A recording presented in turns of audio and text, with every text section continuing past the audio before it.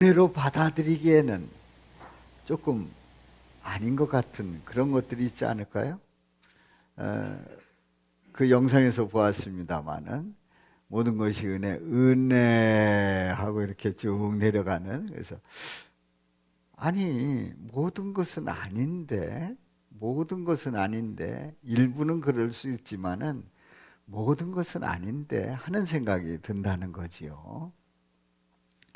자, 우리는 인생을 살아가면서 모든 것을 은혜로 받아들이기에 정말 괜찮은가요?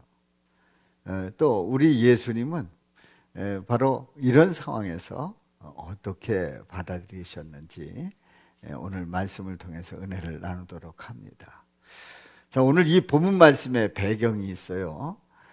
우리는 지난주에 다윗이 유다의 왕으로서 베풀었던 그러한 모습을 보았습니다마는, 이번에는 다윗이 이스라엘 전체의 왕이 된 이후에 일어나는 일들입니다.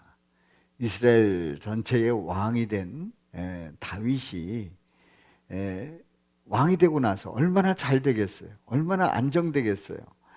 다윗은 은혜를 입은 사람이고, 또 신앙이 좋은 사람이고, 또 용맹하고 싸움도 잘하고, 그리고 통치도 잘하고, 또 그를 따르는 부하들이 많고, 그리고 신뢰할 만하고, 그리고 이 다윗에 대해서는 그야말로 보증수표 같은 그런 사람이라 말이죠. 자, 그러면 얼마나 그 모든 게 다 평안하고 잘 돌아가고 그리고 안정될까요? 그런데 아니었습니다. 이 다윗에게 복병이 있었어요. 그 복병은 멀리 있는 게 아니었습니다. 바로 다윗의 아들 압살롬이 다윗의 자리를 노립니다. 왕의 자리를 노립니다. 그래서 사람들로부터 인기를 얻게 되고, 그리고 다윗을 추격을 하죠. 공격을 하게 되죠. 그래서 이 다윗은 피신하게 됩니다. 피신하게 되는데 다른 누구가 아니라 아들에 의해서 피신하게 되는 거예요. 이제 이런 가운데 바후림에 도착을 했습니다. 바후림에 도착을 했는데 거기에 사울 왕의 친족인 시므이가 살고 있었어요. 근데 시므이가 다윗 왕이 온다는 그 소식을 듣고 나가서 계속해서 저주를 퍼붓고 악담을 하고 욕을 하고 돌을 던지면서 이제 공격을 하게 되지요.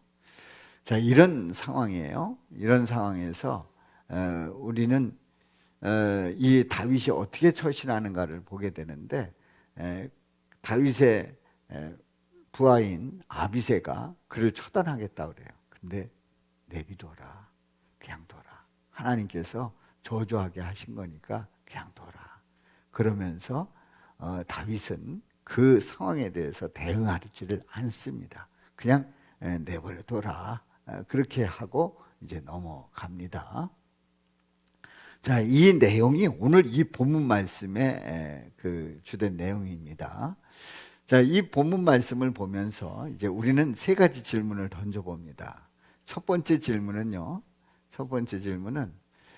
저주를 퍼붓고 돌을 던지며 추격하는 것을 보면 이유가 있지 않는가? 시므이가 그렇게 화가 나가지고 저주 퍼붓고 돌 던지고 추격하는 다 이유가 있지 않습니까? 그 이유가 있지 않겠습니까? 하는 얘기예요. 두 번째 질문은, 그럼 다윗은 저주를 막지 않고 오히려 저주하게 내버려 두라고 하는 것은 잘못 대응하는 것 아닌가? 이거 제대로 대응하는 건가? 아니면 잘못 대응하는 건가 하는 얘기지요. 이제 그런 질문을 던지면서, 자, 이렇게 그냥 저주하는 그 시므이를 내버려 두라고 하는 그런 식의 대응하는 그 비결은 어디에서 나오는지, 어떻게 해서 그렇게 할 수 있는지 오늘 말씀을 통해서 보도록 합니다. 자, 우리 하나님께서 하나님께서 인간을 창조하실 때 하나님의 형상대로 지음받았다는 것은 정말 인간에게는 큰 은혜라고 제가 누차에 걸쳐서 말씀을 드렸습니다. 자, 분명히 하나님의 은혜입니다. 하나님의 은혜예요. 생각해 보세요. 하나님께서 인간을 하나님의 형상대로 지었어요. 다른 피조물을 모델로 하지 않았어요. 하나님을 모델로 해서 하나님의 형상대로 지었어요. 그러면 더 이상 뭐 바랄 게 있겠습니까? 게다가 하나님께서 인간을 창조하시기 전에 창조했던 이 모든 것을 다 인간에게 위임해 주었단 말이죠. 다스리고 정복하도록 했단 말이에요. 그런데요, 인간은 그래도 부족해요. 이거 가지고 안 되는 거예요. 인간은 내가 하나님이 되어야 해요. 하나님처럼. 아니, 하나님의 자리에서 하나님이 하는 일을 인간이 하고 싶어 하는 거예요. 이런 교만한 마음을 가질 때에 유혹을 뿌리치지 못하고 죄를 짓고 그만 타락합니다. 타락한 인간은 모든 것을 하나님의 은혜다 이렇게 받아들일 수가 없어요. 아니, 생각해 보세요. 인간이 받은 그 모든 거는 다 하나님의 은혜야. 하나부터 열까지 다 하나님의 은혜인데 그래도 부족한 거예요. 내가 하나님이 되어야 하는 거예요. 타락한 인간은 모든 것을 하나님의 은혜로 받아들이지를 못합니다. 일부는 인정해. 일부는 하나님의 은혜입니다. 그래요, 좋아요. 하나님의 은혜입니다. 라고 하는데 전부를 하나님의 은혜로 인정하지 못하는 것이 타락한 인간의 속성입니다. 자, 첫 번째 질문을 봅니다. 첫 번째 질문. 궁금하지 않습니까? 저주를 퍼붓고 돌을 던지면서 추격하는 걸 보면 이 시므이에게 그만한 이유가 있지 않겠느냐 하는 얘기예요. 그만한 이유가 있지 않겠어요? 왜 그렇게 욕을 합니까? 왜 그렇게 악담을 합니까? 왜 이렇게 돌을 던집니까? 그러면서 그렇게 추격하는 이 시므이에게는 분명한 이유가 있어요. 한번 그 이유를 봅니다. 자, 시므이가 이 다윗에게 하는 말이 뭐라고 그래요? 피를 흘린 자야, 사악한 자야. 이 다윗에게 하는 얘기예요. 피를 흘린 자야, 사악한 자야. 가거라, 가거라. 사울의 족속의 모든 피를 여호와께서 내게 돌리셨도다. 그를 이어서 내가 왕이 되었으나 사울의 그 왕위를 다윗이 이어갔단 말이지요. 그런데 사울의 친족인 이 시므이에게 있어서는 엄청난 상처가 됐을 거예요. 사울이 왕이 되었을 때에 얼마나 자부심과 긍지가 컸고 또 좋았겠습니까? 그리고 나름대로 누리는 권세가 있었단 말이에요. 그런데 사울이 죽고 다윗이 왕이 되었으니까 다윗이 참 미웠던 거예요. 그를 이어서 내가 왕이 되었으나 여호와께서 나라를 내 아들 압살롬의 손에 넘기셨도다. 무슨 얘기입니까? 지금 이제 사울에 이어서 이제 다윗이 왕위에 오르게 되고, 그래서 나름대로의 그 평정을 하고 이렇게 나라를 통치하고 있는데, 다른 누구도 아닌 아들 압살롬이 도전을 한 거예요. 왕위를 노리는 거예요. 그래서 피신을 하고 여기저기 이제 떠돌아 다니고 있는데, 이 시므이가 그 아픈 데를 정확하게 아주 타격을 주는 거예요. 여호와께서 나라를 내 아들 압살롬의 손에 넘기셨도다. 아주 그냥 그 아픈 데를 아주 콕 찍어가지고 그야말로 긁어내는 거죠. 아주 거기를 드러내는 거예요. 그런 사람을 일본 말로 뭐라고 그러는데요? 이거 뭐 그냥 지나가면서 들으시기 바랍니다. 깐니마 똑까라고 그러잖아요. 그런 사람.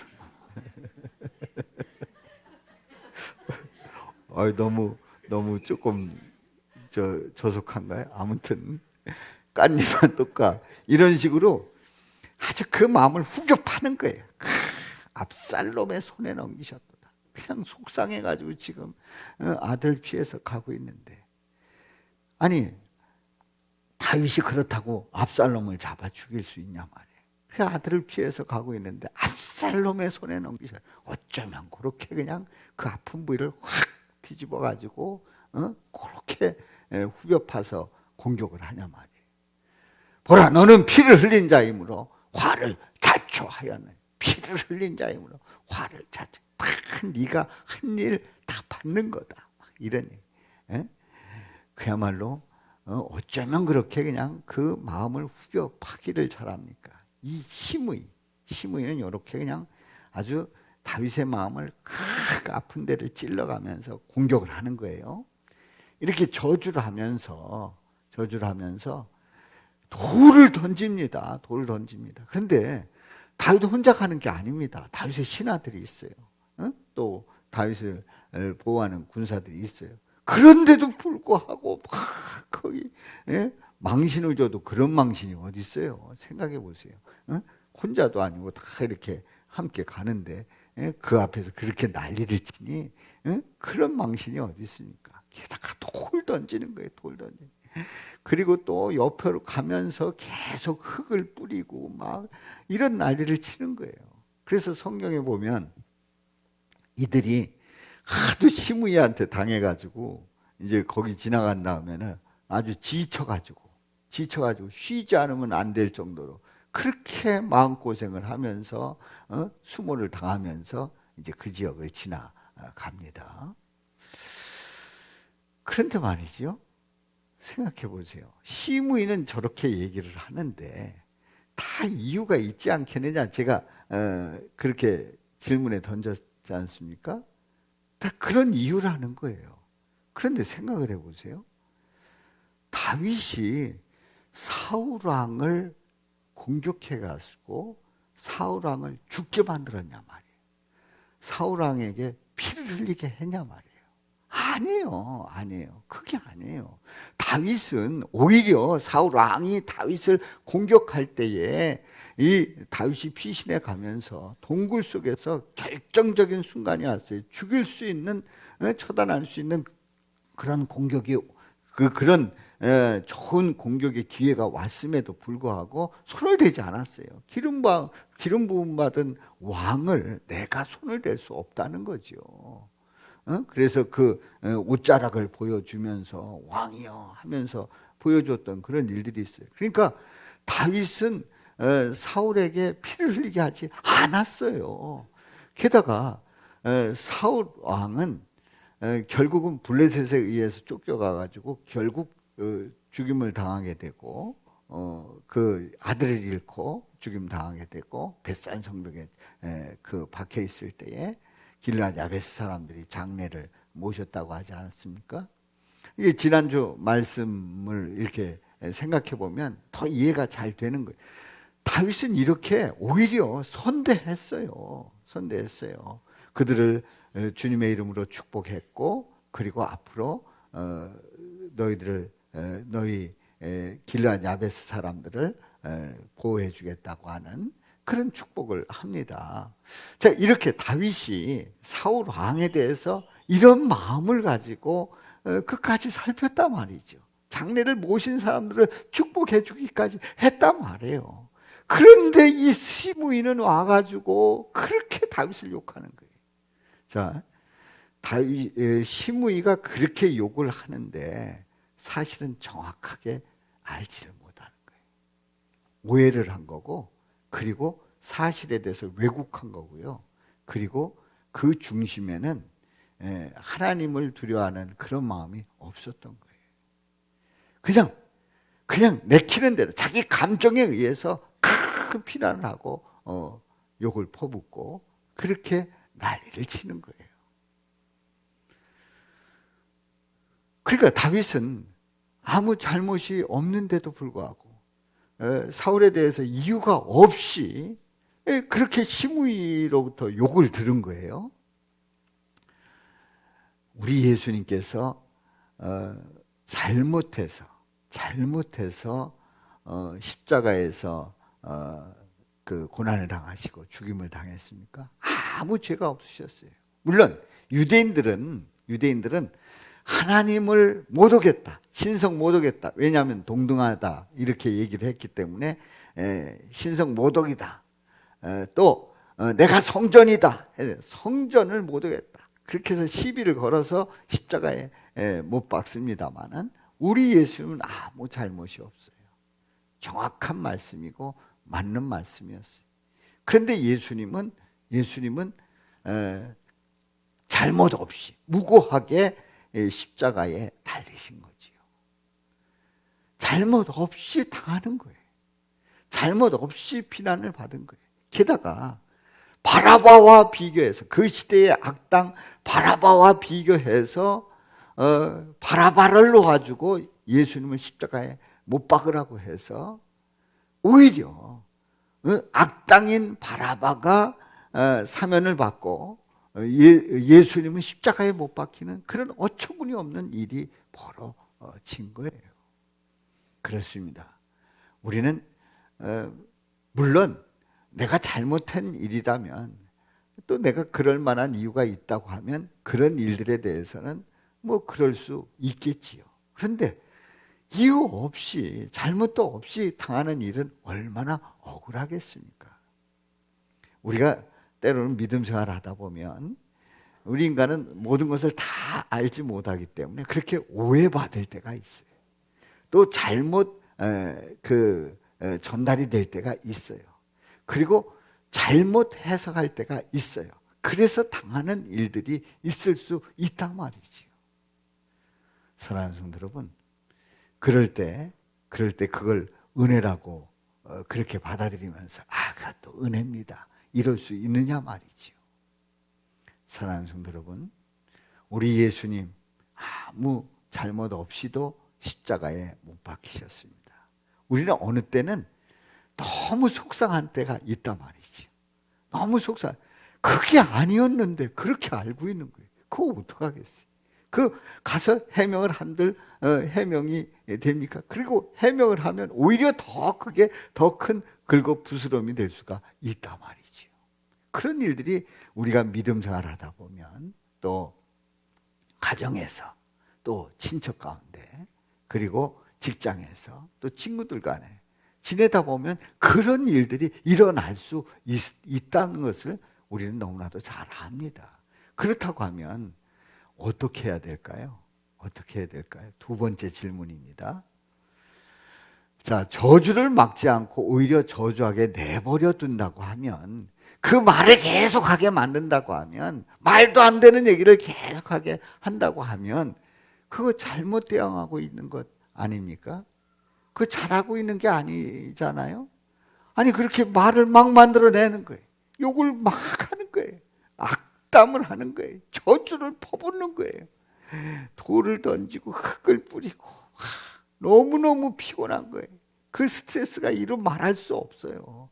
이루 말할 수 없어요. 이런 상황에서 다윗은 어떻게 대응하고 있는가를 봅니다. 이제 아비새가 다윗의 그 부하 아비새가 이런 얘기를 합니다. 이 죽은 개가 어찌 내 왕을 저주하리까? 아니 이 뭐 존재 가치도 없는 이런 인간이 어찌 내 주 왕을 저주하리까? 청하건대 내가 건너가서 그의 머리를 베게 하소서, 그를 처단하게 하소서. 딱 그렇게 건의를 합니다. 충성스러운 부하지요. 아니 내가 주군으로 섬기는 다윗에 대해서 그렇게 욕을 하는 그 사람 보니까 화가 치밀어 오른 겁니다. 이럴 수가 없는 거예요. 그런데 다윗은 그 이야기를 듣고 이렇게 말을 합니다. 수르야의 아들들아, 내가 너희와 무슨 상관이 있느냐? 그가 저주하는 것은 그 다음에 다 같이 읽어요. 시작. 여호와께서 그에게 다윗을 저주하라 하심이니 내가 어찌 그리하였느냐 할 자가 누구겠느냐? 아니 누가 저주하라고 했대요? 여호와께서 그에게 다윗을 저주하라 하심이니. 이해가지 않는 그런 해석을 다윗은 하고 있습니다. 하나님께서 한 일이니까 하나님이 다윗을 저주하라 하셨으니까 아주 쉬운 얘기로 우리가 흔히 쓰는 말로 내비두어라, 내버려둬라, 내비두라, 그냥 두라, 욕하게 둬라, 실컷 욕하게 그냥 둬라, 이런 얘기예요. 아니 생각해 보세요. 그런 소식이 딱 들리면, 그런 말이 딱 들리면 가가지고 무엇 때문에 욕을 하느냐, 그러면서 앞뒤 얘기 다 들어보고 들어보고 확인시키고, 자 선은 이렇고 후는 이런데 당신 잘못되지 않았어. 그래서 입을 딱 막아놓고 봉해놓고 와야 속이 시원하고 잘하는 일일 텐데, 그리고 다윗이 지금 무고하게 그 욕을 뒤집어 쓰고 있는데 하나님이 다윗을 저주하라 하셨다는 거예요. 그러면서 내비두라는 거예요. 그냥 두라는 거예요. 아니 어떻게 이렇게 말할 수가 있습니까? 저는 이 말씀을 보면서 이해가 되지 않는 거예요. 그냥 표면적으로 봤을 때는 이해가 되지 않는 거예요. 이거는 뭔가 잘못 처신하고, 이런 그것도 본인 혼자 있으면 모르는데 그냥 주변에 그 신하들이 있고 군인들이 있고 그래서 함께 동행하고 있는데 그 욕을 해서 그냥 그 가진 욕을 다 먹고 있는데 내비두라는 거예요. 그냥 두라는 거예요. 이거는 그냥 상식적으로 봤을 때 이해되지 않는 일이에요. 그런데요, 잘 생각해 보십시오. 그렇게 악담을 하고 저주하는 이 시므이가 다윗에게는 그렇게 중요한 사람이에요. 그렇게 그의 마음을 움직일 수 있는 사람이에요. 이 다윗에게는 이 시므이가 그야말로 시므이가 말하는 대로 그대로 그 영혼을 흔들 수 있는 사람이 아니었던 거예요. 그렇게 가치 있는 사람이 아니었던 거예요. 한마디로 해서 그 저주하고 욕하고 하는 그 사람의, 그 시므이의 말의 그 존재가 그렇게 중요한 말이 아니었던 거예요. 그가 그 속상해가지고 그냥 하는 말 그냥 하게 둔 거예요. 하나님이 저주하라 하셨다는 거예요. 하나님께서 저주하는 그 악한 마음을 가지고 막 욕을 하는 그 시므이를 그냥 두게 하신 거예요. 그러니까 다윗도 그냥 두는 거예요. 그냥 두는 거예요. 다윗이 그냥 둘 수 있었던 결정적인 이유가, 다윗이 마음이 넓어서, 다윗이 그래도 뭔가 속이 깊으니까, 다윗이 그래도 참을성이 있으니까 그랬을까요? 아닙니다. 왜냐하면 다윗이 그런 말을 다 들으면 다 알죠. 다 알고 다 들으면서도 그냥 둔 이유가 있어요. 그 중심에 누가 계셨기 때문에? 살아계신 하나님, 우리 예수님이 계셨기 때문에 그냥 두는 거예요. 아멘. 살아계신 하나님, 우리 예수님이 모든 거 다 아시기 때문에 떠들고 피대별 소리 다 해도 내비두는 거예요. 그냥 두라는 거예요. 하나님이 아시니까, 우리 예수님이 그 중심을 다 아시기 때문에 그렇게 그가 저주하고 욕해도 그게 그렇게 그에게는 그 마음을 흔들어 놓고 그를 그야말로 고꾸라지게 만드는 그런 말이 아니었던 거예요. 그렇습니다. 살아계신 하나님, 전능하신 하나님, 우리 예수님, 그 예수님이 중심에 있을 때에 그런 말을 듣고서도 그야말로 그냥 들으면서도 지나갈 수 있었던 다윗의 모습이 바로 저와 여러분들의 모습이 될 수 있기를 주님의 이름으로 축원합니다. 근데 다윗이 이 상황에 대해서 시편에서 노래하고 있어요. 뭐라고? 시편 119편에서 이제 노래를 하고 있는데 이렇게 고백을 합니다. 우리 다 같이 읽어봅니다. 시작. 그들이 악한 입과 거짓된 입을 열어 나를 치며 속이는 혀로 내게 말하며 또 미워하는 말로 나를 두르고 까닭 없이 나를 공격하였음이니이다. 나는 사랑하나 그들은 도리어 나를 대적하니 나는 기도할 뿐이라. 아멘. 할렐루야. 이 다윗의 고백이 얼마나 멋진 고백. 나는 사랑하나 그들은 도리어 나를 대적하니 나는 기도할 뿐이라. 다윗이 선해서요? 착해서요? 아닙니다. 그 중심에 누가 계시기 때문에? 예수님이 계시기 때문에 이렇게 기도할 수 있는 거예요. 이렇게 고백할 수 있는 거예요. 그렇습니다. 우리 주님이 우리를 다스리시고 우리 중심에 계시다고 하면 우리는 세상이 어떻게 뒤집어지고 닫혀지고 또 나를 모함하고 나를 거꾸로 트린다 할지라도 우리 주님은 우리 중심을 다 잡아주시고 또 다 알게 하시고 또 밝혀주시는 줄로 믿습니다. 세 번째 질문입니다. 자, 이렇게 대응할 수 있는 비결은 도대체 어디서 나올까요? 다윗이 이처럼 내비둬라, 그냥 둬라 할 수 있었던 그 비결은 어디에서 나올까요? 한번 말씀을 보도록 합니다. 자, 이런 얘기입니다. 이제 아비새와 또 그 함께했던 사람들에게 이런 얘기를 하는 거예요. 내 몸에서 난 아들도 내 생명을 헤아려 하거든. 내 몸에서 난 아들, 그 아들이 누구라고요? 압살롬. 장남. 누구보다도 사랑했던 아들. 누구보다도 마음을 주었던 아들. 왜?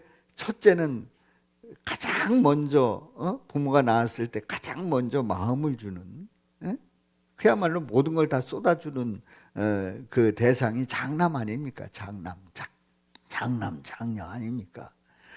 내 몸에서 난 아들, 장남, 압살롬도 내 생명을 헤아려 하거든. 하물며 이 베냐민 사람이랴. 아니, 생각을 해봐요. 그 아들도 나를 죽이려고 하는데 이 베냐민 사람, 사울 왕의 친족이었고 사울 왕에 대해서 너무 좋아했던 이 베냐민 사람이 오죽하겠냐, 그 감정이 오죽하겠냐 하는 거예요. 여호와께서 그에게 명령하신 것이니 그가 저주하게 버려두라. 그러면서도 12절에 분명히 믿는 고백이 있었어요. 자, 12절 시작. 혹시 여호와께서 나의 원통함을 감찰하시리니 오늘 그 저주 때문에 여호와께서 손으로 내게 갚아 주시리라. 아멘. 그 저주 때문에 우리 하나님께서 뭘로 갚아 주신다고요? 손으로 내게 갚아 주시리라. 시므이가 말하는 게 중요한 게 아니에요. 하나님이 어떻게 하시냐가 중요한 거예요. 아멘. 누가 나한테 뭐라고 욕하는 게 중요한 게 아니에요. 하나님이 어떻게 하시느냐가 중요한 거예요. 그렇습니다. 여호와께서 손으로 내게 갚아주시니 저주가 오히려 손으로 갚아주시는 그 은혜를 고백하고 있어요. 사랑하는 성도 여러분, 이 일이 언제 일어났어요? 우리 예수님께서 십자가에 못 박히실 때에 십자가라고 하는 이 사형틀은요, 십자가라고 하는 이 사형틀은 저주의 사형틀이에요. 그래서 우리는 저주의 사형틀을 이렇게 앞에 둘 필요가 없는 거예요. 그 사형틀 자체를 앞에 둘 필요는 없어요. 바로 그 사형틀에서 우리 예수님이 저주를 받고 죽으십니다. 그야말로 십자가에서 고난받으시고 피를 흘려 죽으십니다. 저주예요. 이건 분명히 저주예요. 이거는 이 인류 역사상 그 십자가에서 죽는 그 사형수들은 그야말로 창피해서 어디 가서 말을 못하는 거예요. 그 저주의 사형틀에서 죽은 그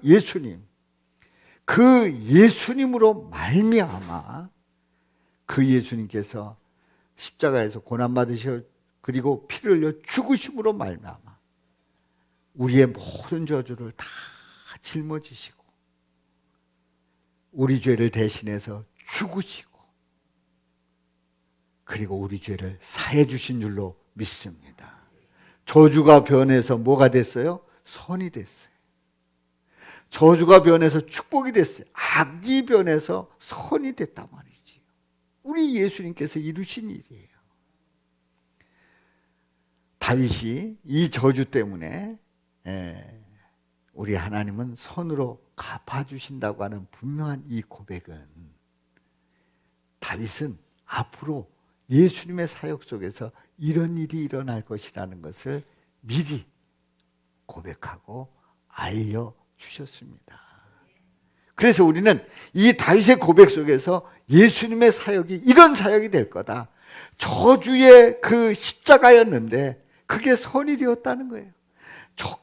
저주의 십자가였는데 거기에서 인간의 죄를 다 짊어지시고 그를 믿기만 하면 구원받는 놀라운 역사로 바꿔주셨다는 거예요. 할렐루야. 이런 은혜를 오늘 이 본문에서 우리는 찾아봅니다. 그렇습니다. 우리는 시므이의 그 엄청난 저주를 보면서도 이렇게 하나님께 맡기고 믿음으로 중심을 잡고 나갈 때 우리 중심 되신 우리 예수님께서 이렇게 선으로 갚아주시는 놀라운 은혜와 역사를 저와 여러분들도 믿음 안에서 고백할 수 있기를 주님의 이름으로 축원합니다. 그러니까 우리는 그런 일들을 보면 그렇게 속상하죠. 사람이니까 속상하고 그러니까 막 이런 그 탄식이 나올 수 있어요. 그런데 아닙니다. 그렇게 탄식이 나올 수도 있지만은 그거 잠시예요. 주님께 맡기면 주님께서 다 그걸 알게 하시고 깨닫게 하시고 느끼게 하시는 줄로 믿습니다. 자, 우리 예수님께서 이 바리새인들과 이제 논쟁이 벌어지면서 예수님께서 분명히 하시는 말씀이 있었어요. 이제 말에 대한 그 말씀인데요. 마태복음 12장에 보면은 이렇게 말씀을 합니다. 우리 다 같이 읽어봐요. 시작. 독사의 자식들아, 너희는 악하니 어떻게 선한 말을 할 수 있느냐? 이는 마음에 가득한 것을 입으로 말합니다. 선한 사람은 그 쌓은 선에서 선한 것을 내고 악한 사람은 그 쌓은 악에서 악한 것을 내느니라. 우리 예수님 말씀합니다.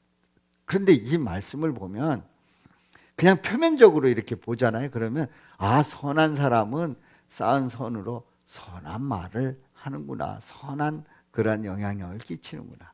악한 사람은 그 쌓은 악에서 악한 것을 그럼 내가 선해야지. 난 악한 사람 안 될래. 선해야지. 난 선해야지. 이렇게 해석이 되는 말씀이에요. 그런데 더 정확하게 그 이면으로 들어가면 선한 사람과 악한 사람의 분명한 기준이 있어요. 뭐냐면 악한 사람은 그 안에 예수님이 없는 사람이에요. 선한 사람은 그 안에 예수님이 있는 사람이에요. 바로 선한 사람, 예수님의 사람은 그 쌓은 선에서 예수님으로 말미암아 선한 것을 한다는, 선한 것을 낸다는, 선한 말을 할 수 있고 선한 행동을 할 수 있다는 거예요. 악한 사람, 예수님이 없는 사람은 그 쌓은 악에서 악한 것을 내느니라. 악한 모습을 드러낸다는 거지. 중심에 누가 계시다고요? 우리 예수님. 우리 예수님은 선과 악의 분명한 기준이 되시고 우리 예수님을 모시고 예수님과 함께 동행할 때에 그 삶은 선한 삶이 될 줄로 믿습니다. 자, 오늘 이 말씀을 보면서 은혜는 모든 것을 포함하고 있어요. 은혜는 뭘 포함하고 있다고요? 모든 것. 모든 것이 은혜라는 거죠. 예수님의 은혜는 선한 일이든지 악한 일이든지 일어나는 모든 일들을 다 포함하고 있어요. 우리는요, 이렇게 말하고 싶어요. 선한 일은 예수님의 은혜고 악한 일은 예수님의 은혜가 아니야. 하나님의 은혜가 아니야. 그건 하나님의 은혜라고 볼 수 없어. 이렇게 말하고 싶어요. 그런데 예수님의 은혜는 선한 일이든지 악한 일이든지 일어나는 모든 일들을 다 포함하고 있는 거예요. 그럼 나에게 일어났던 그 아주 상처를 입었던, 그리고 타격을 입었던, 또 질병을 가졌던 그런 일들까지도 하나님의 은혜라고 말할 수 있어요? 예수님의 은혜라고 말할 수 있어요? 이렇게 우리는 반문할 수 있단 말이죠. 그래서 모든 것이 은혜입니다 할 때 아니지 라고 생각되는 이유가 바로 이겁니다. 선한 일은 하나님의 은혜인데 나에게 나빴던 그런 일들은 어찌 선한 일이고 어찌 내게 은혜냐 말이에요. 그건 악한 일이고 그리고 나에게 나쁜 그런 일은 하나님의 은혜가 아니야 하고 그 부분은 잘라버리면서 모든 것은 하나님의 은혜가 아닙니다라고 말하고 싶어하는 것이 우리들의 모습이다 말이에요. 그런데요, 사랑하는 성도 여러분, 우리는 그 어려움 속에서, 그 절망 속에서, 그 치명적인 그 아픔 속에서 우리 자신을 돌아보게 되고 주님을 의지하게 되고 주님을 바라보게 되고 주님의 은혜 아니면 살 수 없게 되고 주님의 역사하시면 내가 주님 앞에 나갈 수 없음을 깨닫게 되었다고 하는 이런 것들은 우리에게 놀라운 은혜가 되는 계기가 되는 줄로 믿습니다. 그래서 그냥 따져보면, 표면적으로 따져보면 은혜인 게 있고 은혜 아닌 게 있어요. 그런데 더 깊게 보면, 그 이면까지 보면 모든 것이 은혜인 줄로 믿습니다. 제가 중학교 2학년 때 쓰러졌던 그런 일은 은혜일 수가 없어요. 왜? 제가 건강을 잃어버렸는데, 그런데 저에게는 엄청난 은혜였어요.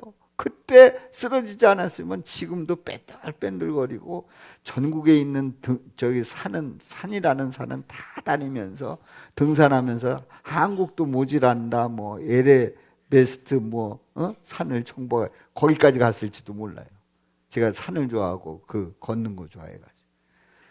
그러니 그때 얻어맞고 딱 쓰러졌을 때 그거는 분명히 은혜가 아닌 거예요. 그냥 보면. 근데 그게 저에게는 엄청난 은혜였죠. 우리 교회가 가정동에서 건축할 때에 민원에 부딪히고 그 민원에 부딪힌 그런 가운데서 더 이상 진행할 수 없을 때 얼마나 힘들었나 몰라요.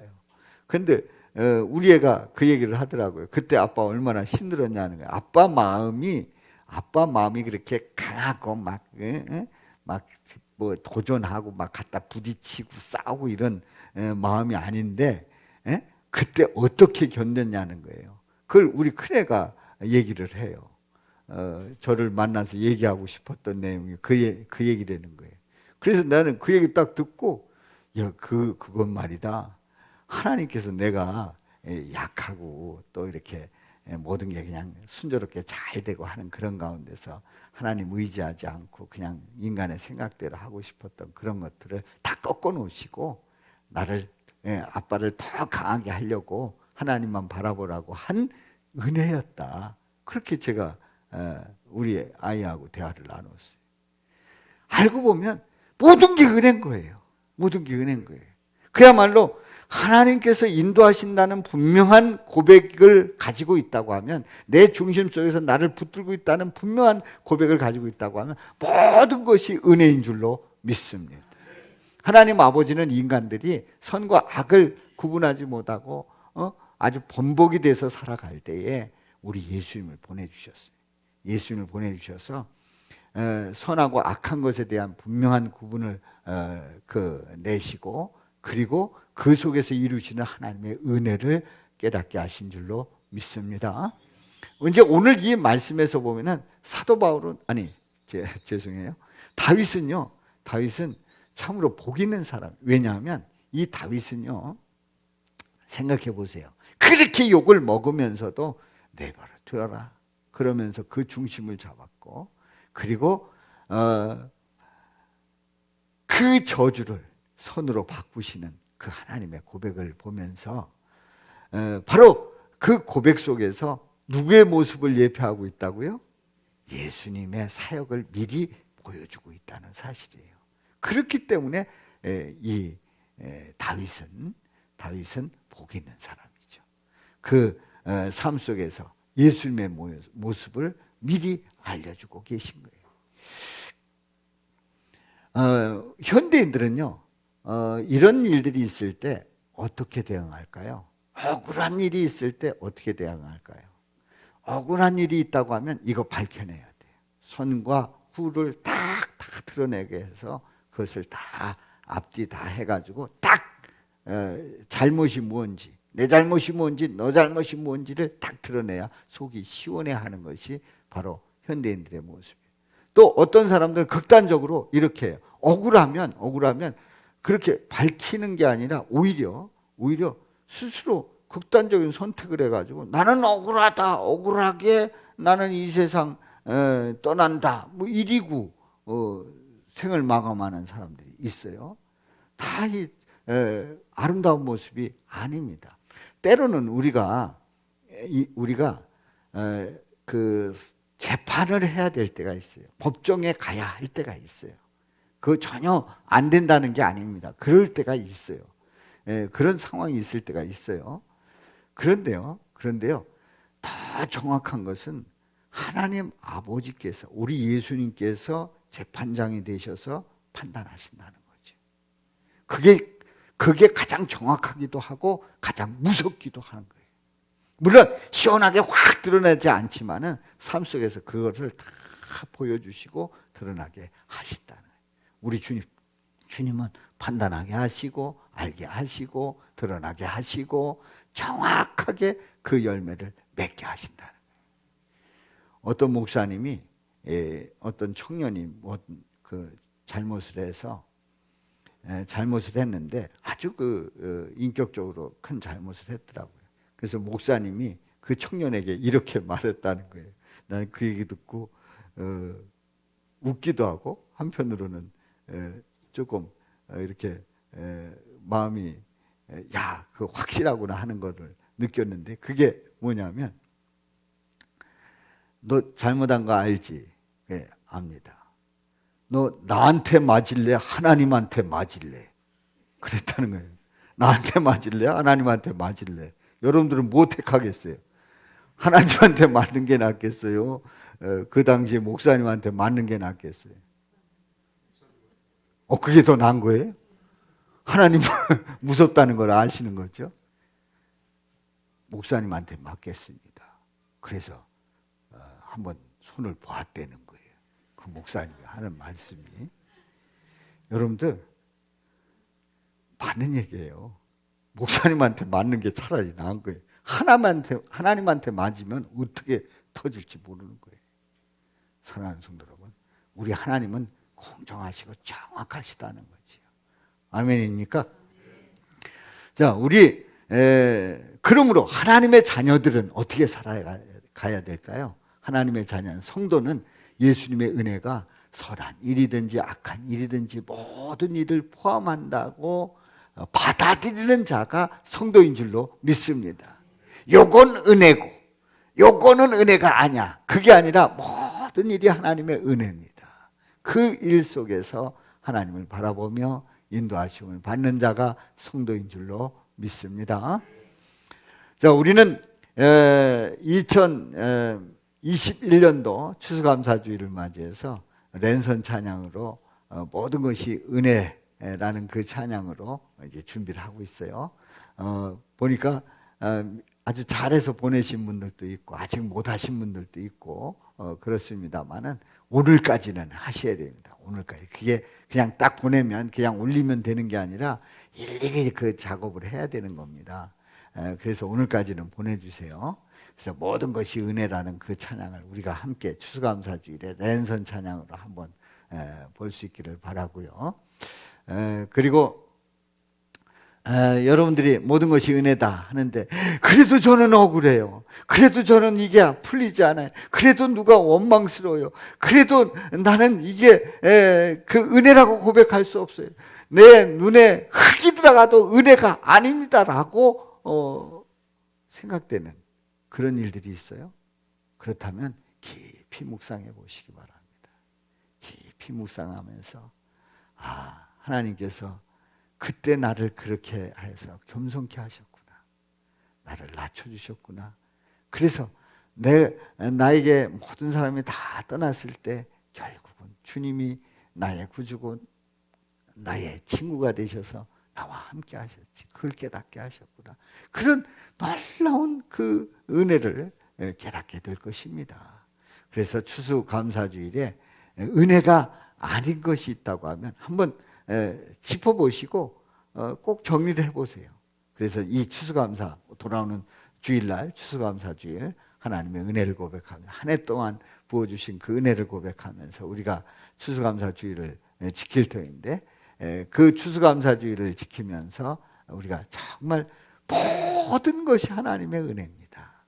모든 것이 하나님의 은혜입니다. 그 은혜를 고백할 수 있기를 주님의 이름으로 축원합니다. 잘 돼도 은혜요, 안 돼도 은혜요, 속상해도 은혜요, 또 기분 좋아도 은혜요, 기뻐도 은혜요, 또 슬퍼도 은혜요, 건강해도 은혜요, 약해도 은혜요, 또 형통해도 은혜요, 불통해도 은혜요. 모든 것이 은혜인데 그 속에서 주시는 그 하나님의 놀라우신 역사를 저와 여러분들이 체험하고 하나님께 영광 돌릴 수 있기를 주님의 이름으로 축원합니다. 우리 한번 외쳐봅니다. 예수님이 없으면 은혜로 받아들이기에 어려운 일들이 많지만 예수님이 있으면 은혜로 받아들이기에 어려운 일들을 받아들인다. 아멘. 우리 다 같이요. 시작. 예수님이 없으면 은혜로 받아들이기에 어려운 일들이 많지만 예수님이 있으면 은혜로 받아들이기에 어려운 일들을 받아들인다. 아멘.